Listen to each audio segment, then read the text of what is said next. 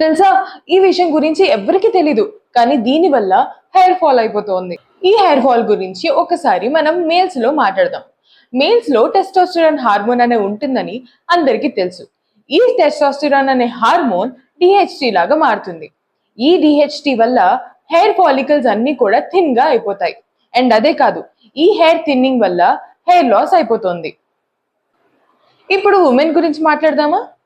Women లో general గా ఈ టెస్టోస్టిరాన్ అనే హార్మోన్ చాలా తక్కువ లెవెల్స్ లోనే ఉంటుంది. కానీ ఎవరైతే పీసీఓడి, పీసీఓఎస్ అనే ప్రాబ్లమ్స్ తోటి వరి అవుతున్నారో వాళ్ళకి ఈ టెస్టోస్టిరాన్ అనే హార్మోన్ ఎక్కువగా ఉంటుంది. దానివల్ల డిహెచ్టి అనే హార్మోన్ కూడా ఎక్కువనే ఉంటుంది. దానికి తోడు దీనివల్ల మనకి హెయిర్ థిన్నింగ్, హెయిర్ లాస్ అనే ఇష్యూస్ పెరిగిపోతాయి. అయితే మరి ఈ డిహెచ్టిని మనం మొత్తానికి యూజ్లెస్ అని అనొచ్చా? అలా అనకూడదు. ఎందుకంటే ఈ డిహెచ్టి అనేది మేల్స్ కి చాలా ఇంపార్టెంట్.